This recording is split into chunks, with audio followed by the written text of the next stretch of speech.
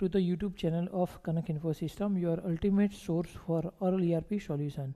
So today here in this video we will see that how we can use the deferred entry in Odoo. So for that, first of all we will see that how we can configure the deferred entries.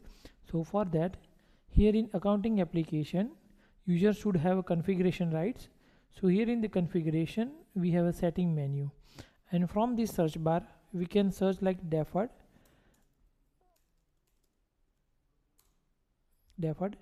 So once you search this, it will open this one. So here we can manage deferred expense and deferred revenue also. So in this video we will see that how we can use the deferred revenue. So for that, first of all you need to mention here any journal, miscellaneous type journal, so that it will manage your deferred entries. And here you can mention your deferred revenue chart of account. And here we have two configuration. Either we want to create the deferred entry on bill validation. So whenever we create invoice and confirm, it will automatically create the deferred entry for remaining months. And there is another option for manually and grouped. So here in this case user need to create the deferred entry manually. So first of all we will keep this as on bill validation, and here we have a duration. You can select the duration based on the month, day or full month you want to calculate the deferred.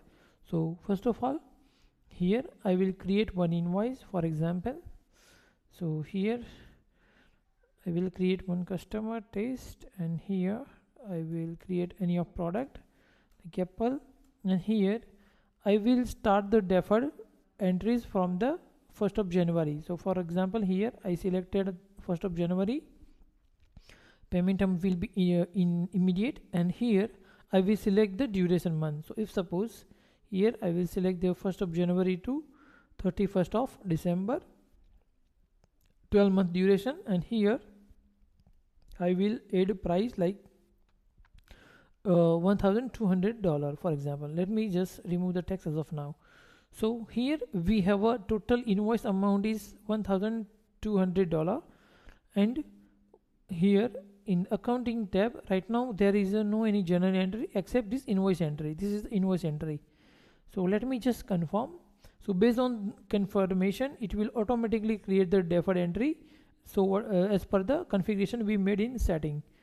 So if I just confirm, here we can see that it will automatically create the deferred entries. So from here we can see all the deferred entry.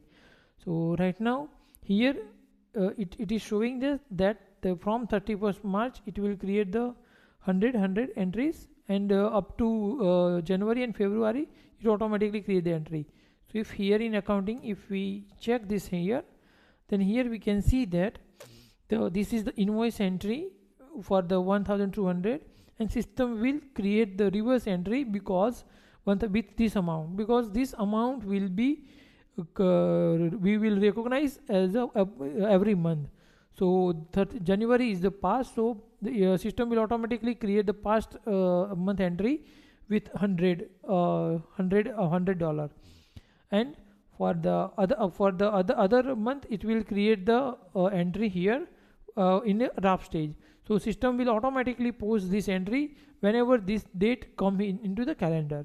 So if we try to post this entry manually, it will not allow us to post that entry manually, because the configuration is that it will automatically post the entries based on this date. Also, if we want to check in the report, then here in the review we have a deferred revenue report. So from this report we can see that in the January there is a $100 which should be the recognized, and the 100 is recognized already because the entry is already posted. And here if we apply the filter for February, then here it will show that the 100 was recognized before, and in this current month it should recognize 100. So total should be the 200, and the later it should be the $1,000. So this way we can use the deferred revenue, and we can manage the deferred revenue in organization. Same way it will work for the bill also, I mean the expense also, deferred expense. So whenever we create the vendor bill, it will automatically create the deferred expense based on this configuration. So thank you for watching this video. please like, share and subscribe our YouTube channel. Thank you.